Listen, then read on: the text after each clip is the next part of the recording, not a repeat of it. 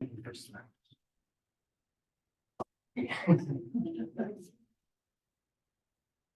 everybody. I didn't have to shush you. You were already very, very polite. I mean, it's on time. So my role here today, I view, is to do several things: to introduce the occasion of our gathering, to introduce Kelly, and to give just the smidgenest, tiniest introduction and context of the project itself. So without ado, I first need to make one important correction. You press the. Click which? No, I think she. You just have to click on the link once. Oh, just one. Okay. Yeah, we need a different color scheme. We are here for Kelly McCartney, and her favorite color is. Did you have a full vessel to supply the color? It looks like a vessel color. Oh, no, that was my feeble attempt. Okay, so first I'll introduce the academic side. He graduated in 2019 from the University of Alaska Fairbanks with a geology major and a minor in mathematics.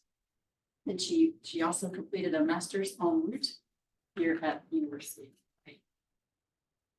And there are so many different ways I could preface the context, the background of the research project. And I don't want to take time away from Kelly, but we could say that it's about new beginnings. It's about two tiny phases, two tiny particles in two phases.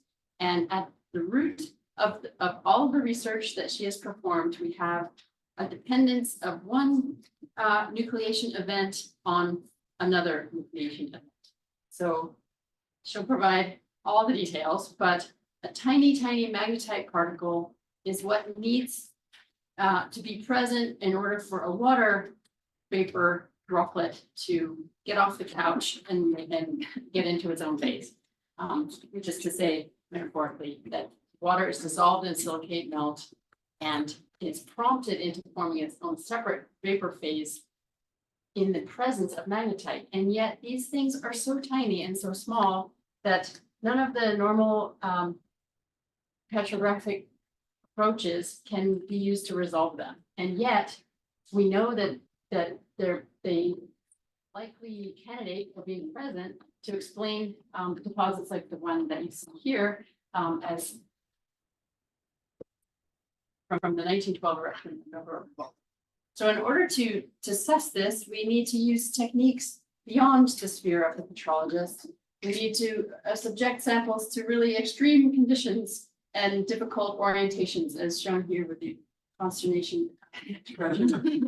Kelly at the Institute for Rock Magnetism, and my opportunity to introduce Stephanie Brockfeld, who is a key player in the research and oversaw a big chunk of the analytical portion and the interpretations and the whole design of the aspect of understanding and resolving the super tiny magnetite particles that made the bubbles that made the volcano explode. Okay, that's all I will give as a context for the science. I did solicit yesterday photographs from the community, the grad student Ohana, and I can't even tell you how many responses there were. I decided to be fair and not use any of them. and I can provide a drive later for that compilation.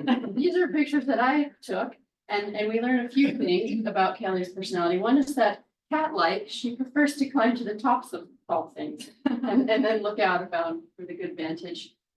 She does a fair amount of dancing, and she's really not fond of tomatoes, as shown in the sequence at the bottom, which also needs to be elaborated upon over beers. Yeah, for example, this afternoon at Beer Lab following our events today.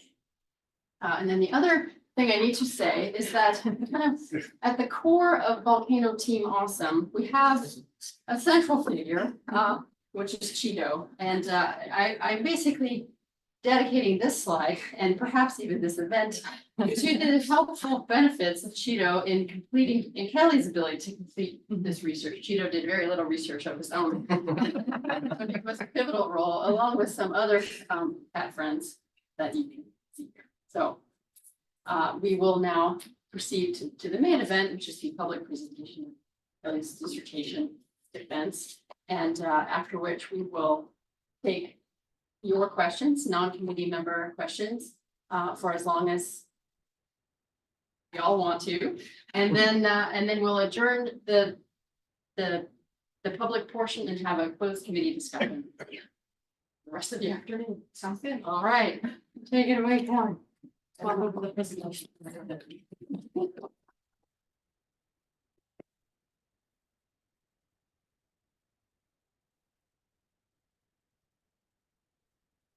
We're gonna automatically share this.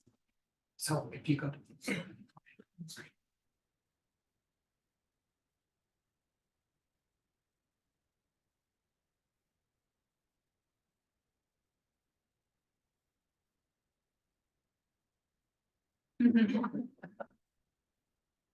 I see the little down. Yeah, I'm looking. Go ahead and start. Okay. Oh, Yeah, it's on already. the MVP. It started. Oh, it is recording. Funny, yes.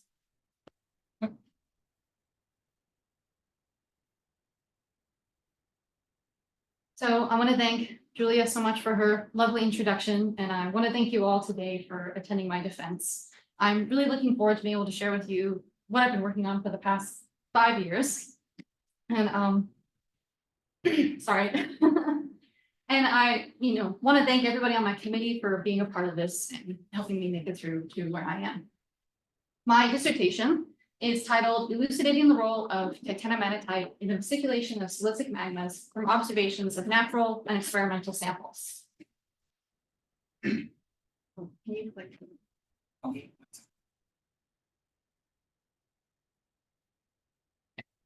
We should be good to go. So the main topic of my research is really looking at the role of this mineral phase, titanomatite, in the vesiculation of rhyolite magmas and how it influences bubble nucleation. And so you'll hear me say these two words a lot, probably too much, but I can't help it. So bear with me. My dissertation is compiled in the style of manuscripts, and as a result is the product of joint research with several co-authors who I'm very appreciative for their assistance. My chapter 2 is currently being published at the journal Geochemistry, Geophysics, and Geosystems as McCartney et al. 2024 and should be out pretty soon. It's also coming out alongside its companion paper, Brackfeld et al. 2024. For expediency's sake today, I'm trying to keep to a relatively decent timescale. I'm combining chapters 2 and 3 of my dissertation as their methods largely overlap. But I'll begin with a brief introduction, I'll move on into my main chapters of my dissertation, and then I'll finish up with a brief conclusion and future work section. But again, before I move on into the main chapters of my dissertation, I'll give a brief introduction that will introduce you to some important concepts that you'll have to know in order to understand what I'm talking about later on. So when you think of a volcanic system, you typically envision an image like that here on the right. A volcanic edifice with a magma reservoir and a conduit by which that magma is passed through to the surface. That magma can be up to a 3-component system comprised of a silicate melt, gas bubbles, and crystalline solids.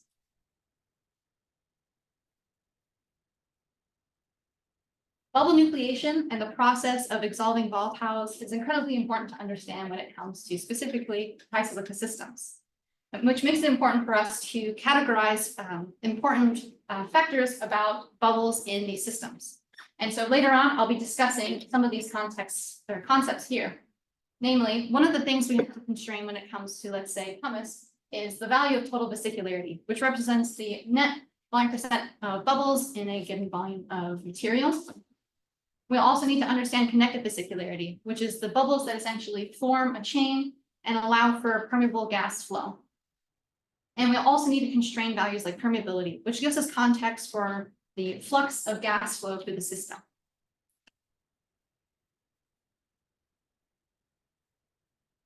Viscosity is the dominant control on the explosive potential of a volcano. When we talk about magma compositions, on the lower end of things when it comes to silica content would be something we're all quite familiar here with on Hawaii, that being basalt, which has a SiO2 content of 45 to 55% SiO2. As we increase in SiO2, essentially what's happening is there's an increase in length of these polymer chains formed by the silica content. As SiO2 increases, those silica chains increase in length and viscosity increases as a result of that resistance to flow. And so as we move up in silica content, we have magmatic compositions like dacite, which have SiO2 range of 62 to 69%. And then we have rhyolite, which is the magma composition I focus on in my research, which has a high silica content of 65 to 79%.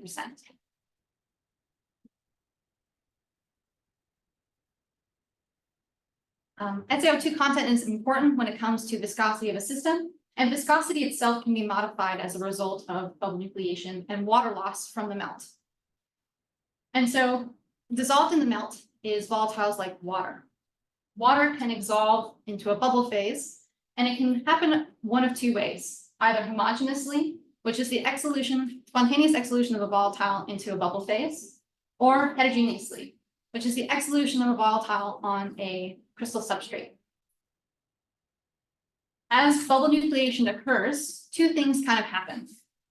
Water acts as a polymer chain modifier, which can shorten those chains and lower viscosity, but as water exsolution occurs, those polymer chains lengthen again. And so we see an increase in viscosity as a result of that.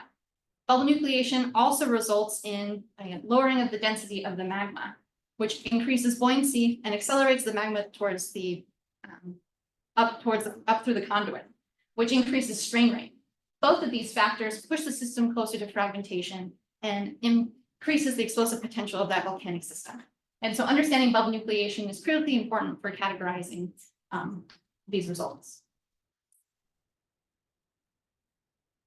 And so I can tell you about how high viscosity rhyolite is and how important it is, but I wanted to provide you with some context. Again, viscosity is a measure of a fluid's resistance to flow. We're all fairly well associated with water, seeing as we have to drink it every day in order to keep on living. And it has a typical viscosity of 1 × 10⁻³ Pascal seconds. Peanut butter, which is one of my favorite foods, has a common viscosity of around 1 × 8 that times water. Rhyolite has a range of reported viscosities. Again, that's dependent on things like dissolved water content. It can have a viscosity that's either 1 × 10⁸ or 1 × 10⁻11 that of water. And so as it can exist in such a large range of viscosity, understanding things like bubble nucleation is really important.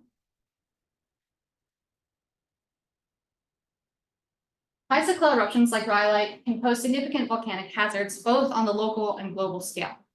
I feel like we're all relatively familiar with the recent 1980 Mount St. Helens eruption. This eruption produced significant pyroclastic debris flows and a significant tephra field that covered a good portion of the southern state of Washington and northern state of Idaho. A pyroclastic debris flow would be something like the mixture of hot gas mixed with other particles. During these eruptions, not only is ash distributed into the atmosphere, but there's also a bunch of volatiles that are output as well. These volatiles can mix with atmospheric water, producing acid rain, and the ash itself can act to reflect the sun's rays and result in superficial cooling. And some of the volatiles output as well can lead to significant events in global warming. And as we can see here, Mount St. Helens was a significant event in our history, but even in long past events like Yellowstone and Long Valley caldera, they can produce tephra fields that are much, much larger. And so understanding bubble nucleation, which helps facilitate the eruption of these volcanic magmas, is important for informing us into the potential of these hazards. And with that, I'll go into my first main chapter. Chapters 2 and 3, addressing the mechanism of bubble nucleation in apheric rhyolite using textural characterization, melt modeling, and rock magnetism. And a running theme is all of my titles are always way too long, so I'll always be a little bit out of breath. So like I touched on earlier, bubbles nucleate homogeneously or heterogeneously, and there's a significant distinction when it comes to the two. Heterogeneous nucleation, which again is the bubble nucleation with the aid of a nucleation substrate, lowers the supersaturation pressure required for bubble nucleation. And when I say supersaturation pressure, I'd like to explain that in a high silica system, bubbles do not nucleate instantaneously. You have to obtain a certain degree of energy in order for bubble nucleation to occur. And so heterogeneous nucleation lowers that energy barrier. Whereas in the case of homogeneous nucleation, it maximizes that energy barrier. And what this details is a change in pressure, also known as a change in essentially depth of that magma body. Heterogeneous nucleation requires a much smaller change in depth or change in pressure, and homogeneous nucleation requires much more significant pressure changes. All of this is important when it comes to the context of studying actual volcanic eruptions. Typically, when you go to define between an event being the product of homogeneous or heterogeneous nucleation, you investigate the eruptive material like pumice for the presence of a nucleation substrate. If there's no nucleation substrate in the form of abundant crystals, then you typically define it as the result of homogeneous nucleation. But recent findings have indicated that some apheric eruptions or very crystal-free eruptions originate from very shallow storage reservoirs, which can't generate essentially the energy requirement needed for homogeneous nucleation to occur, but they still erupt. And so they kind of act as this anomaly to our current understanding of how bubble nucleation affects these systems. And so in this chapter, we study pumice from the 1100 CE Glass Mountain eruption, 1912 Nova Erupta, 181 Taupo, and the 0.45 MA Putuel eruption, which all represent a range in magma storage depths. And in the case of Glass Mountain and Nova Erupta, we seek to understand if perhaps submicron titanomanitite is assisting bubble nucleation in these apheric systems, and include these additional systems to see if perhaps submicron titanomanitite is available in them as well. In order for titanomanitite to act as a heterogeneous nucleation site, it needs to fit these three requirements. Titanomanitite must be as abundant as the bubble population, or titanomanitite number density, the number of titanomanitite in a given volume of magma, must be greater than or equal to the numbers of bubbles in a given volume of magma. Number two, titanomanitite must be stable in the studied eruptions. And number three, titanomanitite must not be the result of degassing-induced oxidation. Essentially, titanomanitite must be present early on in the magmatic system and before bubble nucleation occurs to even assist as nucleation. And we go about this using three dominant methods. The first being magnetic analyses. Magnetic analyses allow us to observe the submicron titanomanitite particles that otherwise would be unobservable given conventional observation means, like what Julia was introducing earlier. And this gives us the ability to perform, namely, susceptibility analysis, which gives us a context for the net magnetic material present in our samples. We can then constrain grain size in two different ways. The first way is using room temperature hysteresis loops, which give us context for the magnetic domain state present in our explosively erupted samples, which we can then use to get context for a grain size that might be present in those materials. We can also perform low temperature FCZFC curves, which give us better context for that grain size distribution. So instead of a broad range, we can understand, how many particles of a certain grain size are present in that material. We then also perform MELTS modeling to determine titanomanitite stability, which allows us to input whole rock compositions for our 4 eruptions, information like pressure and oxygen fugacity, and then we solve for temperature of titanomanitite stability and compare it to reported eruption temperatures in order to confirm titanomanitite formed before eruption. And finally, we perform a variety of textural characterization techniques, like I mentioned earlier, to characterize total vesicularity, connected vesicularity, and permeability. And our goal with this is to compare these values with susceptibility in order to see if there's any correlation, hence testing to see if titanomanitite formed perhaps as a result of oxidation or the onset of bubble nucleation, or if it's independent and formed prior to bubble nucleation. Moving right on into the results, we were able to magnetically resolve titanomanitite in all 4 of our studied eruptions, with the lowest volume percent of magnetic material being found in Glass Mountain and the largest being found in Taupo. Interestingly, we have titaniumite present in the two eruptions where we know we probably need a heterogeneous nucleation site for bubble nucleation to occur, but we also have titaniumite present in the eruptions that are at sufficient depths or nearly sufficient depths for heterogeneous or for homogeneous nucleation. So we have a volume percent. The next thing we need to do is to constrain grain size in order to get a titaniumite number density. And we do that by running a series of hysteresis loops on our samples, which provides us with information that we can compare to experimentally derived information, also known as a Day-Dunlop plot. And what you can see here is our samples: Glass Mountain teal, Novarupta pink, Taupo yellow, Putuwel green, plot across this field, with Glass Mountain plotting on the stable single domain and multi-domain line, and the other three eruptions plotting in the stable or super paramagnetic and pseudo single domain, which relates to a grain size distribution for our four eruptions, relates to a grain size range for our four eruptions, somewhere between 10 and 1000 nanometers in diameter. We were able to successfully run a few Glass Mountain pumice samples, which allowed us to perform some low temperature magnetic analyses to give us a more precise understanding for the grain size distribution of those small nanolite particles. And what we found is for the Glass Mountain pumice, the titaniumite are largely between 3 and 33 nanometers in diameter. And what this provides us with, importantly, is titaniumite number density. And for Glass Mountain, since we have a more defined grain size distribution, we can constrain titaniumite number densities to be on the order of 10 to the 17th to 10 to the 20th in a cubic meter. And for Novarupta, Taupo, and Putuwel, since they largely overlap with one another, they share very similar titaniumite number densities on the order of 10 to the 14th to 10 to the 21st in a cubic meter.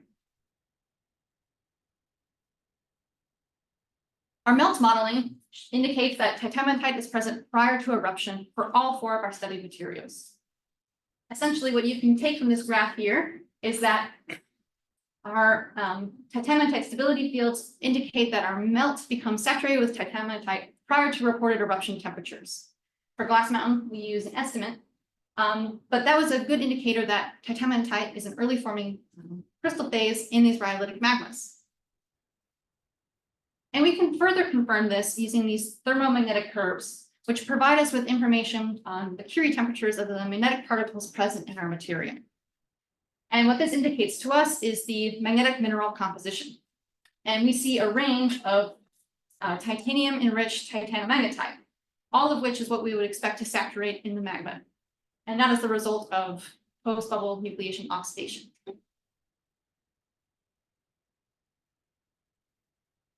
Finally, combining our magnetic methodologies and our textural characterization techniques, we find that titanomagnetite is independent of bubble nucleation and permeable pathway development. As you can see here, I've plotted susceptibility versus total vesicularity and permeability. And you can all see for yourself that there's no noticeable trend between the susceptibility in either of those two parameters, which indicates to us that titanomagnetite formed prior to bubble nucleation and not as the result of bubble nucleation or permeable pathway development, so not as a result of oxidation. And we were able to constrain bubble number densities on the order of 10 to the 13th to 10 to the 15th for Glass Mountain, 10 to the 14th, 10 to the 15th in a cubic meter for Novarupta, and 10 to the 14th, 10 to the 15th in a cubic meter for Taupo. And Putuwel, these three were all derived from the literature, and we were able to determine a bubble number density for Putuwel using Bohn's methodology to be on the order of 10 to the 16th in a cubic meter. All of that summarized, we can go back to those three check marks that we had to draw in order for titanomagnetite to act as a heterogeneous nucleation site. And we found titanomagnetite is greater than bubble number density in all four of our studied eruptions, and oftentimes in several orders of magnitude greater. We also determined early titanomagnetite stability using melt modeling, and we also confirmed that titanomagnetite formed before bubble nucleation in these systems. So bubble nucleation or submicron titanomagnetite is abundant enough to act as a heterogeneous bubble nucleation site in the studied crystal 4 eruptions. For why this is important, we can think about the application of decompression rate meters, like this one I have detailed here. These decompression rate meters use values like bubble number density, amongst other variables, in order to constrain decompression rates. Importantly, these meters require the use of a vapor liquid surface tension that's dependent on the style of nucleation. And so, as we've shown, our studied eruptions all show the presence of abundant titanomanitite particles, which would indicate to us that bubble nucleation is likely occurring heterogeneously. And even in the shallow eruptions, which you would previously have assessed as the result of homogeneous nucleation, require the presence of a nucleation substrate. And so in order to accurately select which valid vapor liquid surface tension to use, we recommend future studies to use these techniques to determine the true style of nucleation by looking below the submicron scale for potential heterogeneous nucleation. I'm going to just take a quick sip of water.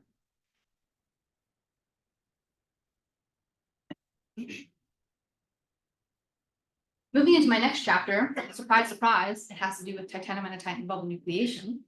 It's titled Chapter 4, Understanding the Influence of a New Population of Titanomanitite on Bubble Nucleation in Crystal 4 Rhyolite.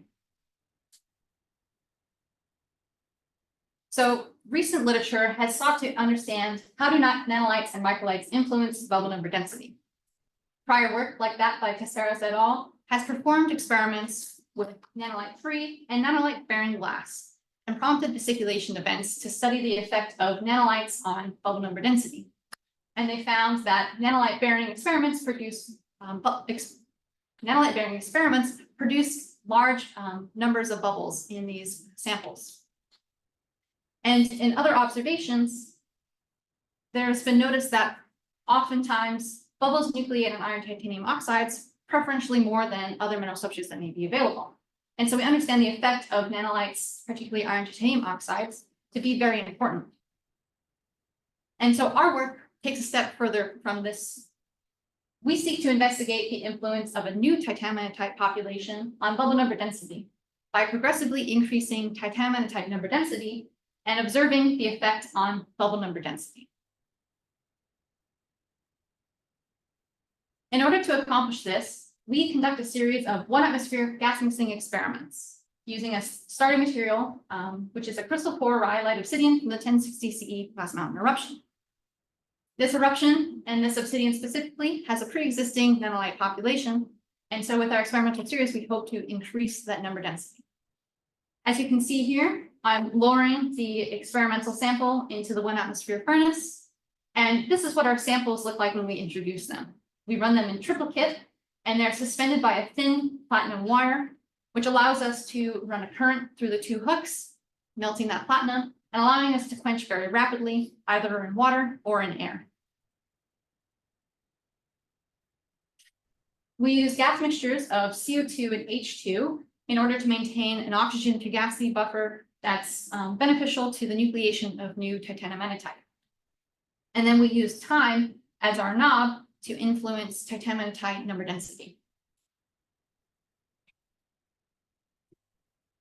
And then we prompt fasciculation by quickly ramping temperature above water saturation and allowing that to dwell for about 30 minutes in order to avoid too much bubble growth and coalescence, or the merging of bubbles. And then finally, we constrain bubble number density by performing X-ray micro CT scans. And essentially, the potential outcomes that we could see from our research is a null effect in increasing number density on increasing bubble number density, or our experimentally nucleated titanomanitite may be beneficial for bubble number density, or the opposite. And so with that in mind, we conduct our first series of analyses. Again, we use magnetic analyses to constrain iron titanium oxide abundance, composition, and grain size, something that should be familiar from my last chapter. The first thing that we do again is susceptibility analysis in order to constrain magnetic material abundance, performed at Montclair State University. We then use thermomagnetic curves in order to constrain Curie temperatures to give us context for that magnetic mineral's composition. And again, we use hysteresis loops to give us context for a magnetic domain state present in our experimental samples, which allows us to constrain general grain size possibilities present in our material. Again, we use X-ray microcomputed tomography. I'm always trying to swap which order you're supposed to say that. Demonstrating bubble number density. We performed these two analyses at two different resolutions at 6.5 micron per voxel. And with this, we perform a whole volume scan. So we scan the entire core, which is about 1 centimeter by 4 millimeters cylinder. And then we can use that information in order to pull out values like bubble number density and bubble diameter, along with whatever minerals may be present. But on top of that, we scan the exact same sample at a higher resolution at 1.5 micron per voxel. This is a sub-volume scan, so we scan a smaller volume. And then we can take this information for both of these, that being bubble number density and bubble diameter, and plot them on the same plot. And we can stitch the two resolutions together to give us a bubble number density representative of the bubble diameters present in our samples without suffering from resolution limits or limited volume. And we do that by simply stitching the two resolution informations together where we minimize the difference in bubble number density.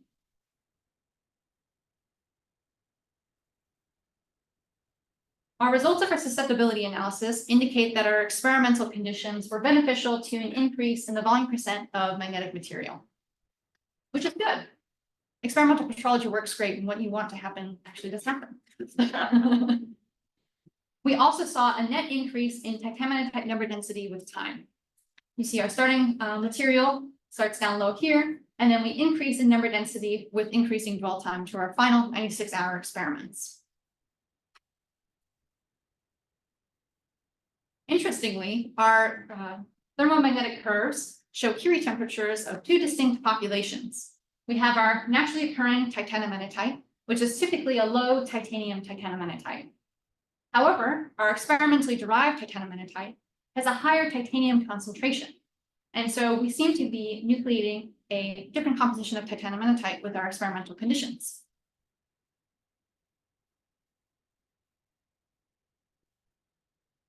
We also have two distinct size populations. Our naturally occurring titanomanitite, again plotted on our Day-Dunlop plot, generated from our hysteresis loops, which gives us context for the magnetic domain state of our magnetic particles present in our experiments.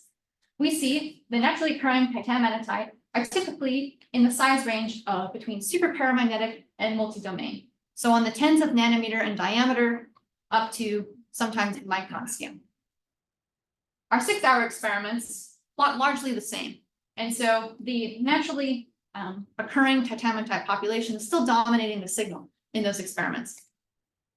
Moving on to 24, 48, 72, and 96 hours, you can see they plot in a distinct different region on this graph, which is indicative of magnetic particles on the size range between superparamagnetic, so again, tens of nanometers in diameter, to stable single domain, which is on the tens of nanometers to submicron in diameter. One interesting finding we had when we were performing our micro CT scans is when we originally chose our starting material, we chose it for its really clear black glassy appearance and apparently looked very microlite poor, which is what we wanted for our experimental starting material. But we found the existence of these elongate void spaces, which presented a slight complication. We had to be able to subtract out these void spaces in order to understand the influence of our titanomanitite population on our vesiculate or our produced bubble population from the vesiculation step. And we simply solved this by running experiments for the same duration, but not taking the vesiculation step and quenching them. And similarly, running our experiments and producing bubbles with the vesiculation step. And we quantified the bubble number density in our non-vesiculated experiments and subtracted it from the bubble number density in our vesiculated experiments in order to generate a delta B and D value, which is what we produce with our vesiculation step. And even qualitatively, you can see a jump in the amount of cyan represented in the bubble population. And then we confirmed using a variety of techniques that compare bubble diameters and bubble volumes that we produced a new bubble population generated by a single vesiculation step, which is what our experimental procedure was hopefully going to induce. And so this is the result of our X-ray microcomputed tomography.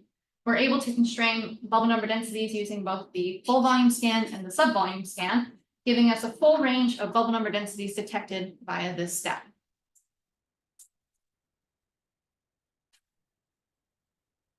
And so at what conditions do we maximize bubble nucleation efficiency? We had our prior thought as to what our outcomes might be, but this is what we ended up noticing. I've plotted here our delta B and D versus dwell time. And we see an optimization in bubble nucleation at our 48-hour time step. And so optimum bubble nucleation conditions seem to be achieved when we have nucleated experimentally derived titanium-type population, but it doesn't continue to rise as that titanium-type number density increases. And so with future work, we'd like to investigate why optimal bubble nucleation conditions were achieved at this 48-hour dwell step. We would like to apply low temperature remnants techniques to constrain grain size distribution to see if grain size has a control on bubble nucleation efficiency. We'd also like to perform melt modeling to understand the stability of the pre-existing oxides. As I mentioned before, we had the low titanium titanoametite and then a more titanium-rich titanoametite. Perhaps the pre-existing titanoametite is destabilizing with dwell time, changing grain shape, which may change bubble nucleation efficiency. In addition, we would like to perform perhaps atom probe tomography to absorb changes in titanoametite morphology. Perhaps with time, our newly nucleated titanoametite particles are becoming more euhedral and less efficient for bubble nucleation. And also, we would like to investigate the pre-existing void spaces and see how they're behaving in our dwell periods via higher resolution FTR maps.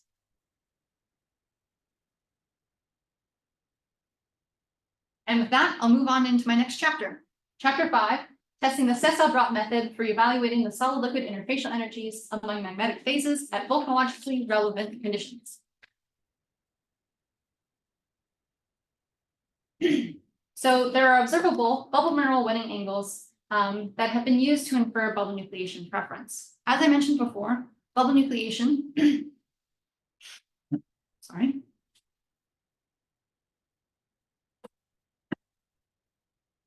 Bubble nucleation can occur homogeneously or heterogeneously. In the case of heterogeneous nucleation, that's the nucleation of a bubble on a mineral substrate. But not all mineral substrates are equivalently as efficient at bubble nucleation. We have minerals like titanoametite, which have observable wetting angles which indicate that bubble is strongly coupled to that mineral substrate. And we also have many observations that indicate in the presence of other mineral substrates, bubbles preferentially nucleate on magnetite over others. Other mineral substrates have other reported bubble mineral wetting angles like pyroxene, but you can see that it has a very large internal wetting angle of 145 to 120 degrees, which has been inferred to indicate that this relationship is lower energy than what this is. And so some examples of these observations you can see below from the literature. However, there's some difficulties with measuring bubble mineral wetting angles and using that as our justification for explicitly stating why titanoametite or magnetite is the preferred nucleation substrate over other mineral phases. The first being 2D sectioning effects. Ideally, you would intersect the bubble and mineral phase perpendicularly to that relationship, which would provide you with an accurate wetting angle representative of that energy interface. However, it's easy as you're dealing with three-dimensional objects to accidentally intersect that relationship non-perpendicularly, which would change the reported wetting angle. And it would be honestly quite hard to tell unless you resolved it in 3 dimensions, which can be difficult when it comes to resolutions. There's also the problem of not intersecting these at all and missing this information. Bubble mineral pairs are also not static. Bubbles can separate in the process of an eruption, and in the process of separation, that wetting angle can change. And there's also measurement difficulties, like I mentioned, when it comes to resolution and defining where you go to measure the contact between a bubble and mineral phase. And so we propose an alternative method for investigating why certain minerals are the preferred bubble nucleation substrate over others in the form of rhyolite liquid mineral sessile drop experiments. With trying to answer the question, why is magnetite the preferred bubble nucleation site? We think it's possible that vapor bubbles form as a result of a high solid liquid interfacial energy. In the case of magnetite, which is akin to the top image here, bubbles really like to wet the mineral phase and form these small internal wetting angles that may be the result of a high interfacial energy scenario happening between the rhyolite liquid and mineral substrate before bubble nucleation occurs. And bubble nucleation occurs as a result in order to lower that energy scenario. And pyroxene, which the bubbles poorly wet the surface of the pyroxene crystals, may have a solid liquid relationship that looks more like this. And so our proposed sessile drop experiments between rhyolite liquid and mineral substrates also allow us to address the effect of mineral composition by testing if mineral substrates like magnetite, which lack silica, are the preferred nucleation site because of that. Or we can also test for crystal structure or the influence of the absence of silica tetrahedra. And to a lesser extent, we can test the effects of morphology. However, given the restrictions for the sessile drop arrangement requiring a flat surface, we can only test the difference between faces, and we cannot address the influence of edges and corners. And with this, we test our sessile drop experiments with a glass mountain rhyolite obsidian. And these 6 crystals, technically 5, we use biotite, muscovite, hematite, magnetite, and 2 faces of clinopyroxene, the 110 and the 010. As our sessile drop arrangement tests the relationship between the solid and liquid phase, we were also curious as to the effect of the surrounding atmosphere on wetting angle. And so we perform our sessile drop experiments 2 ways. Either in a heating stage microscope, which allows us to control the atmosphere by introducing helium that gives us an oxygen fugacity similar to what we would expect in the magmatic phase. And we also conduct experiments in a box oven with an ambient atmosphere, non-controlled. What the simple thought is there a difference between these two? And if so, how drastic? And so to perform our sessile drop experiments, it's fairly similar between the 2 cases, but the scale of them is quite different. With the box oven, we can run all 6 experiments at once, which is nice because it saves a good deal of time. However, introduction of our samples has to be done at about 800 degrees Celsius, given the restraints of the box oven, which is why I'm wearing a flame retardant coat, a couple pairs of gloves, and some eye and face protection. The assembly looks like this: a platinum tray, our mineral substrate, and our glass, which all have to be stacked and then carefully inserted into the furnace using a tweezer, trying not to shake as much as possible. Our heated stage microscope experiments are a bit smaller, typically with the mineral phase restricted to being around less than 1 millimeter in diameter. We assembled our sessile drop similarly by placing a sapphire disc at the bottom of our heated stage microscope assembly, stacking the mineral and then the glass, and then we use a small bit of gold to give us constraints on what temperature is actually being, what the temperature is actually like at the mineral glass contact. And this is all very small, and so oftentimes you assemble it or fail to assemble it, and the mineral substrate disappears into the ether, and then you do it again a couple times, and then you really just try not to breathe while you move it underneath the microscope. But the benefit is you can observe the experiment while it's undergoing the experimental conditions, which is a nice benefit. And we can start the experiment at room temperature. In both of these cases, we dwell our experiments at 1070 degrees for 2 hours, which we found is the correct time in order for what little water remains in our glass to exsolve and effusively leave the glass, leaving us with just a glass and solid contact angle. Following our experiments, we assess and quantify wetting angle in 2 primary ways. The first being the use of a scanning electron microscope and that has a tilted stage. And what this allows us to do is we can seat our sample onto our stub, and we can pivot the stage until we're looking directly perpendicular to the relationship that we're interested in. We can also rotate it and take pictures along the entire axes of the glass. We can also perform these assessments using the petrographic microscope and a 3D printed sample holder. And we can do the same thing. We can pivot that sample holder around until we're looking at the perfect contact between the 2 substrates. And what we're left with is an image like this, which we then use image J in order to assess the wetting angle by using the software's angle measurement program. And here are some examples of our wetting angle results.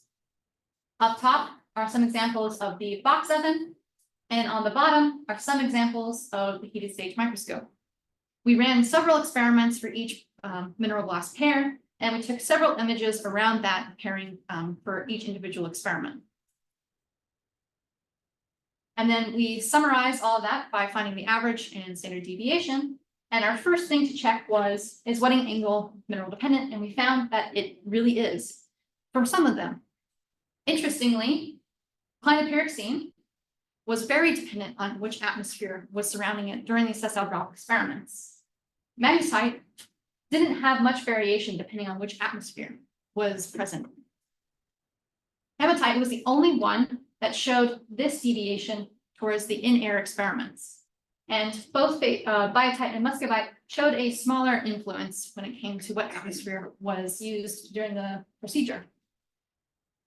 And what we believe drives this wetting angle on atmosphere dependence is a combination of mineral oxidation and glass oxidation.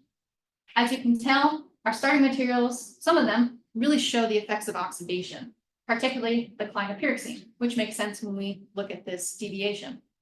And our starting glass is this typical gray color of obsidian, and it oxidizes strongly to this brown color following the box oven experiments.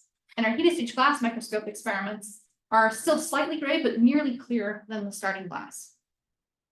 And so since we have this atmospheric dependence, I'll discuss further results using just the heating stage microscope results. And so, ranked by wetting angle, our highest internal wetting angle is represented here by the glass and rhyolite glass and hematite pairing, which is kind of surprising for us. Followed by hematite, the two faces of clinopyroxene, muscovite, and biotite.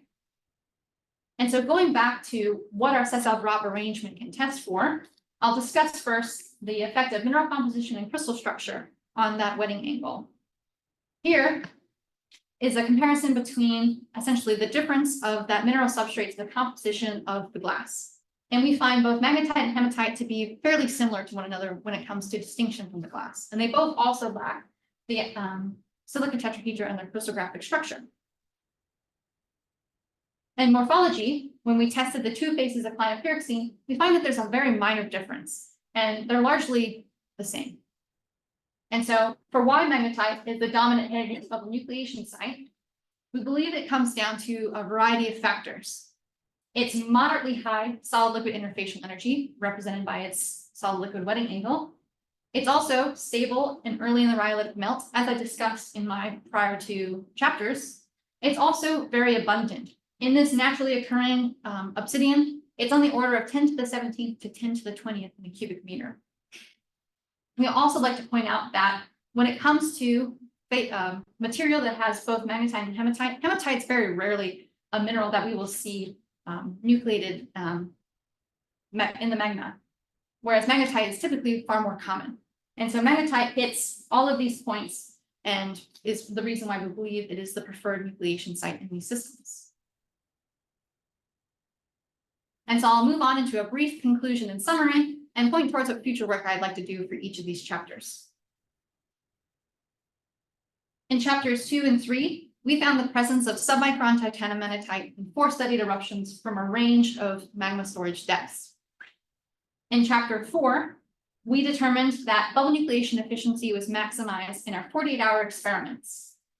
And in chapter 5, we found that our sessile drop experiments were successful in displaying a dependence on wetting angle and the relationship between the rhyolite liquid and the mineral phases. And so moving forward, we'd like to apply the same methodology from chapters 2 and 3 to other eruptions. We'd also like to constrain titanomagnetite stability and size in our experiments in chapter 4. And in chapter 5, we would like to test the influence of perhaps a broken face of a mineral and constrain a methodology that allows us to test the dependence of wetting angle and nucleation preference on edges and corners. And with that, I'd like to just spend a brief moment acknowledging everybody who has kind of helped me get to this point.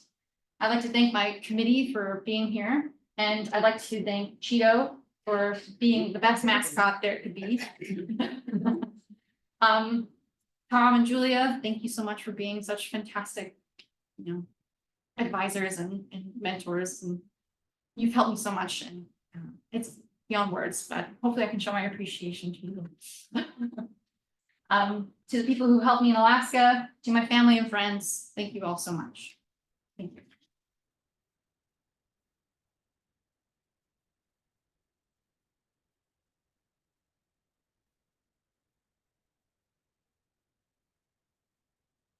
No.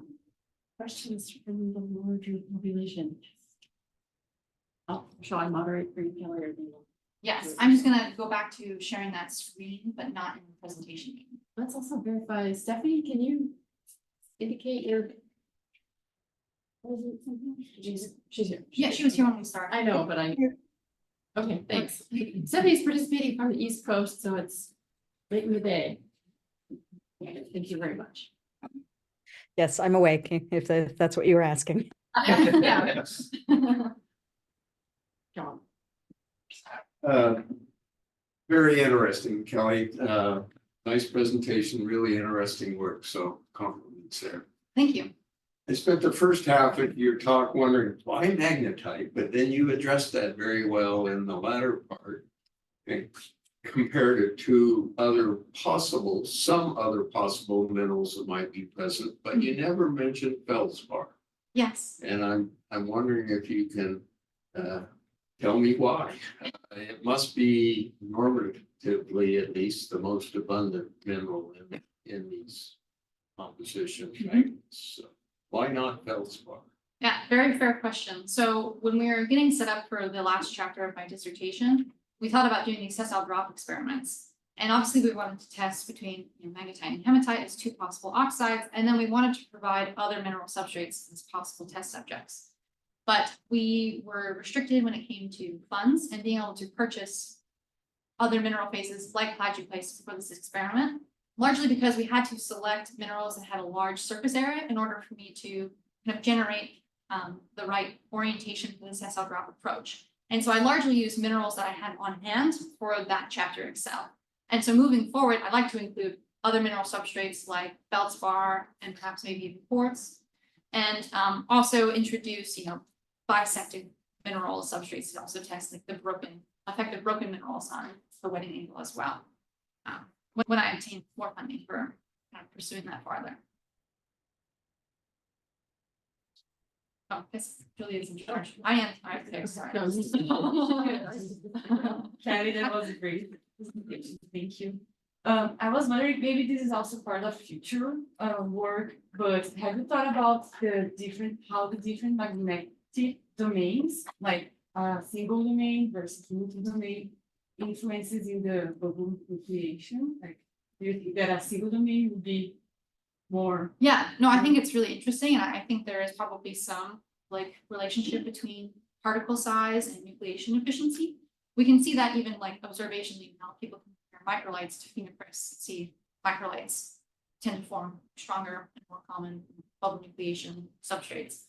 I think when it comes to performing experiments geared towards that, I think using a synthetic glass that's been specifically doped with an engineered, specifically sized magnetic particle would be the most efficient way to go about doing that. And there's some folks like Dorxa Hagen out at Lehigh University who are looking on doing things like that I'm in communication with too. So hopefully further down the line. So who's raising their hand? How do I check the images on this one? Oh, not in the chat, they're just raising their hand. Okay, well, you can tell them to unmute themselves. Okay. All right. Go ahead. Person Sarah? online.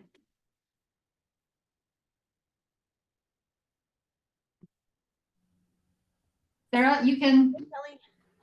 Sorry, Hi. it took me a second to get unmuted.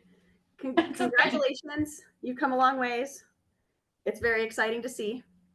And you did, as expected, you gave an excellent presentation of your work. I had some questions. Are there other ways that you can visualize or measure the titanomanitite crystal size? Would some kind of low angle scattering technique work? or could you see them directly using like a TEM or something? So I, earlier in my like PhD career, I took the TEM course offered here at UH, and I tried to observe the titanomatite particles in my glass mountain obsidian and was kind of unsuccessful. And I think that's because the small scale of the titanomatite oxides distributed in the large volume of the obsidian makes it essentially like looking for like a needle in a haystack. And so being able to have a perfect intersection or form the perfect TEM needle to be able to observe like the nanolite, it's pretty hard. It would probably take like a couple hundred attempts. There have been other studies that have used, I think, Raman essentially to detect the presence of these nanometer scale oxides. Would be an interesting comparison. Interesting. Yeah, I can see the difficulty of looking for a needle in a haystack. That's similar to a lot of the stuff that we do. Yeah, we were so excited. So a couple times we'd have like the TEM like slab, and we'd look at it and be like, oh, there's one. And then we'd focus the beam on it, and it was dust, and so it would just explode and evaporate. And then we'd be like, there's another one, and we'd like move it over there, and then it would also like explode and evaporate or move away. And we'd be like, okay, it's not there. Thank you. I was curious about the results of your first couple of chapters on how modelers might simulate the gas eruptions. Is it common to assume homogeneous or heterogeneous nucleation, or does your results tell modelers better for these systems? It sounds like heterogeneous nucleation. Yeah, I think we only have a population of 4 eruptions that all show the presence of titanomatite.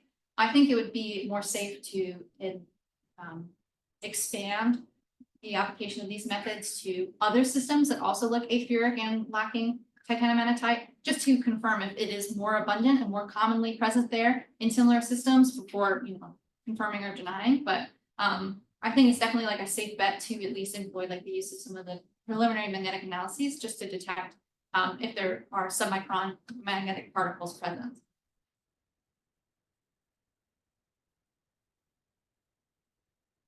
Excellent talk. And it's very nice to see you can perfectly fit your personal photos in the scientific presentation. Thank you. Yeah, That's always my goal. Every chapter I have a picture of myself doing something to prove it was me and a real human. So for slide 35, I found you have a few arrows on the particle size for the titanomagnetite. I'm curious about what this arrow means. Arrow? Yeah, arrow. Oh, those are the domains, the magnetic on the left. Oh, yes, sorry. Those are just my kind of cartoons to describe the presence of different magnetic domains. So a super paramagnetic particle, the one up on the top left, it's so small it can't host its own magnetic domain. And as those particles grow larger, you get a stable single domain, which is one magnetic domain that has a magnetic orientation in some direction. And then as you grow more larger, you gain more and more magnetic domains, and they might have particularly different magnetic directions. So that's what the arrows are. It's just indicating usually the. Yeah, and also I'm curious about, maybe you already mentioned, maybe on this point. So how do the size affect the nucleation rate? And you do mention that oxidation should form before oxidation happens. Mhm. So why that matters, and whether this can affect your whole application can apply to other less silicon systems. So the first question, how do we test the influence of magnetic grain size on bubble nucleation efficiency?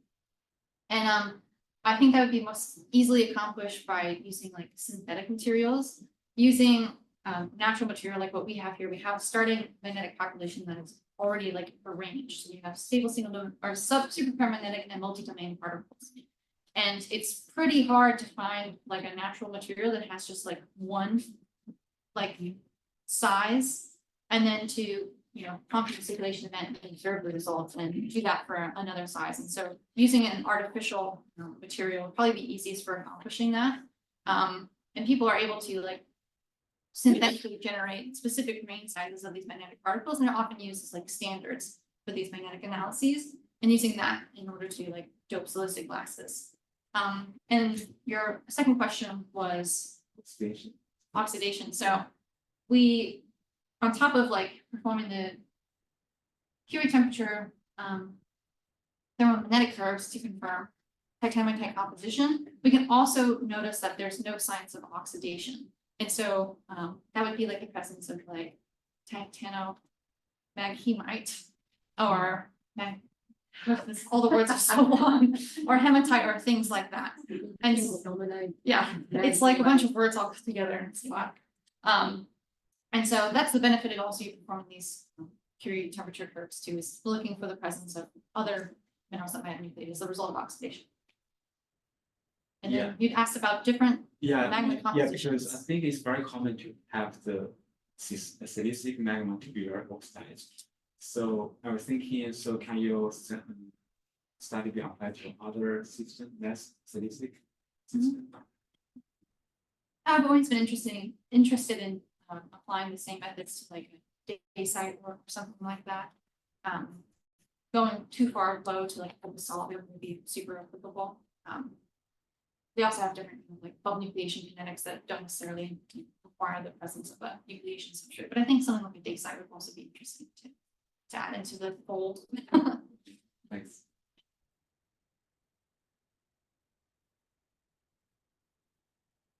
I knew Thor would have a question. Yes. Yeah, thank you for a very nice presentation, and it's pretty interesting stuff. I'm thinking of, I don't really how to word this question, but you have these nanolines in there. Basically, if you have that in all rhyolite, when we get rid of the need for homogeneous nucleation, that's an explanation for degassing, concept of degassing. Is that correct understanding? I think before going that far, being able to develop a method that shows nucleation on these very small particles would be a useful expenditure of time, basically to confirm that bubble nucleation is occurring on these submicron particles, because oftentimes we can't see the juxtaposition between that submicron particle and its attachment to a bubble. There's like some thoughts, like one thing I would like to do is perform like higher resolution scanning of like an experiment in situ. And so I'm like sent in a proposal to do some work on beamline, some time on a beamline, in order to do something kind of akin to that. At the same time, this would, if this is the case in most rhyolites, then there shouldn't be any resiculation and unsaturation. Yeah, heterogeneous nucleation maybe more dominant nucleation style. It's 3:01 time. Most of that was wrong. Oh, yeah, no. Anyway, I'm wrong. We want to make sure all curiosity is satisfied, and if that's the case, then we can thank Kelly again.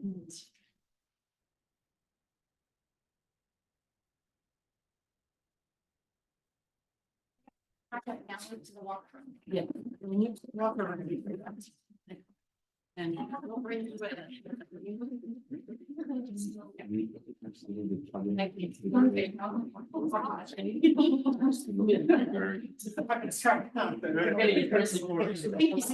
Yeah, yeah. Stop recording.